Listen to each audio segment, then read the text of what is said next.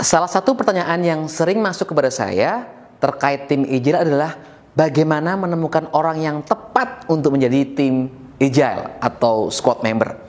Di video berikut, saya akan bahas cara praktis mengukur orang-orang apakah dia tepat atau enggak untuk menjadi squad member. Yuk, kita simak.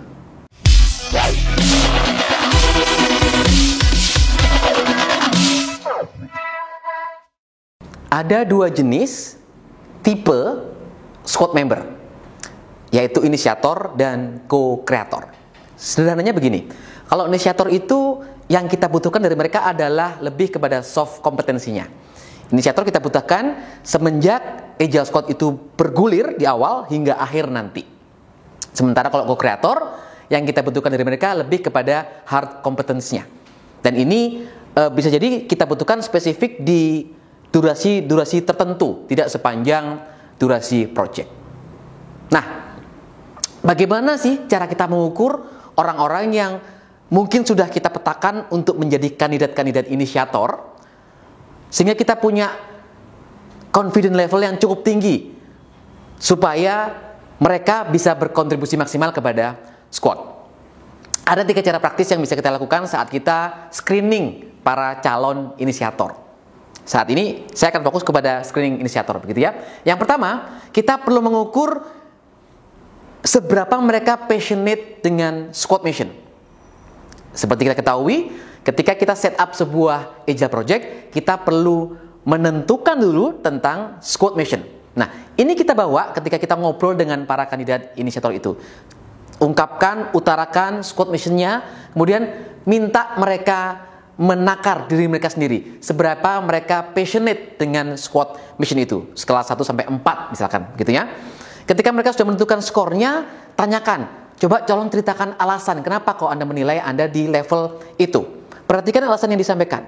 Kalau semakin jelas dan kuat keterkaitan antara point of view pribadinya dengan squad mission, maka itu bisa menjadi indikasi bahwa dia benar-benar passionate dengan squad mission. Karena ingat, passion itu sesuatu yang sifatnya individu. Sebaliknya, kalau dia sampaikan hanya sesuatu yang normatif gitu ya, untuk kepentingan organisasi, perusahaan, bisa jadi dia hanya kemudian tidak menyampaikan yang sesungguhnya.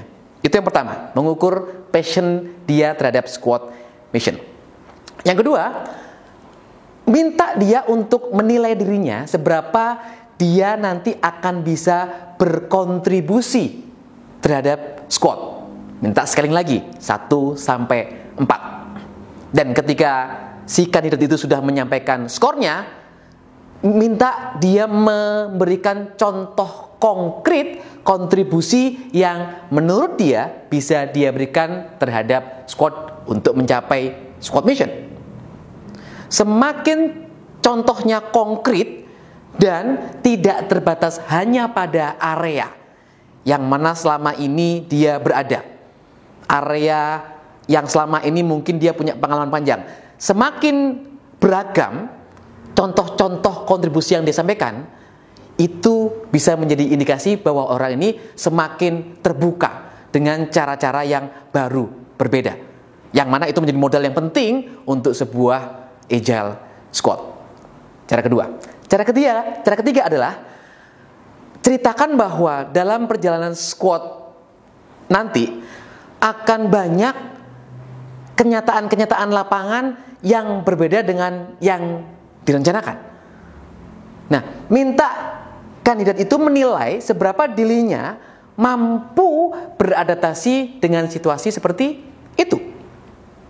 Sekali lagi, minta scaling 1 sampai 4. Dan ketika dia sudah scaling, sampaikan atau minta dia menyampaikan cara konkret apa yang terfikir olehnya sebagai upaya untuk beradaptasi dengan kondisi-kondisi di lapangan nanti yang bisa jadi nggak keduga, bisa jadi uncertain dan tidak sesuai dengan apa yang direncanakan.